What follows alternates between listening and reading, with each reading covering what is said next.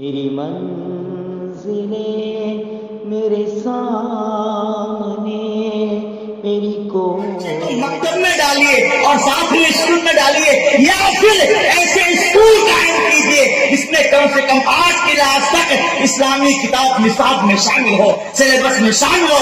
آپ ایسے اسکول کو قائم کریں، ایسے اسکول کا بائیکاٹ کیجیے جہاں صرف اور صرف عصری تعلیم دی جا رہی ہو۔ ابھی مولانا محمد علی صاحب ندوی نے میڈیا کے سامنے کہا کہ ضرورت ہے کہ دینی تعلیم کے ساتھ دنیاوی تعلیم دی جائے۔ میں اس کا الٹا کہتا ہوں، ضرورت اس کی ہے کہ دنیاوی تعلیم کے ساتھ دینی تعلیم۔ آخر مدرسے میں پڑھنے والے بچے ہی کتنے ہیں؟ 5% بھی تو نہیں ہے۔ کتنے مولوی بھائی آپ کے؟ 2%۔ اگر 2% بھی ساتھ ساتھ میں عصری علوم کی طرف متوجہ ہو گئے تو دین بچے گا کیا؟ ہمارے پاک کی حفاظت ہوگی کیا؟ مشکل ہے نا۔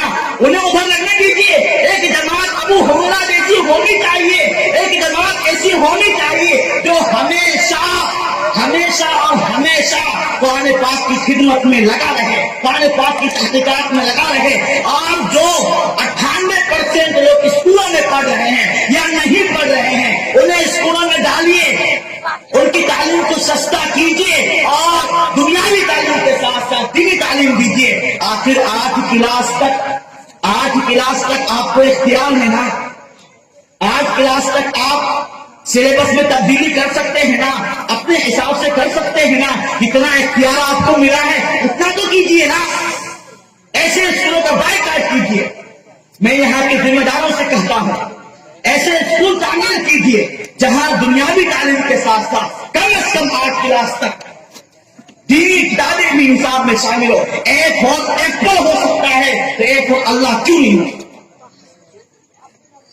B4 بول ہو سکتا ہے تو B4 بسم اللہ کیوں نہیں ہو؟ میں اسلامی ذہن چاہیے، اس کی توفیق میں ہوگا وہ حافظ قاری تو بن ہی جائے گا۔ حافظ قاری بننا، عالم بننا کوئی معمولی بات ہے؟ کوئی بھی ضرورت تو پھر اٹھ کے آئے گا عالم بن جائے گا؟ ایسا نہیں ہوتا ہے۔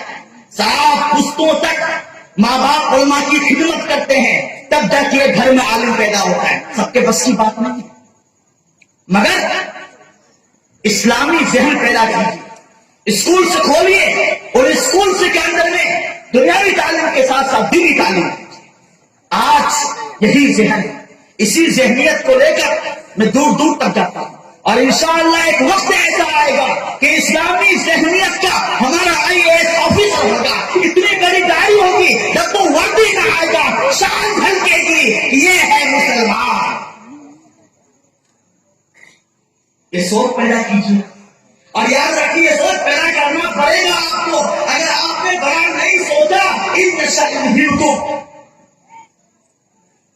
وہ اگر آپ نہیں سوچیں گے، اگر آپ بڑا نہیں سوچیں گے، اگر آپ اپنی فکر خود نہیں کریں گے تو اللہ تبارک و تعالیٰ آپ کو برباد کر دے گا۔ ان غیر مسلموں کے ہاتھوں آپ کو قتل کروا دے گا۔ اللہ اپنے اسلام کی حفاظت کے لیے کسی کا محتاج نہیں ہے، آپ کو برباد کر دے گا، آپ کی جگہ نہیں قوم لے گا۔ اسلام کا بچاؤ، اسلام کسی کا محتاج نہیں ہے، اپنے آپ کو بچاؤ، اپنی نسل کو بچاؤ، اسے بچانے کی ضرورت۔ اپنی سوچ کو بڑی کریں۔ کیا کہا فیس زیادہ لگتی ہے، پیسے نہیں ہیں؟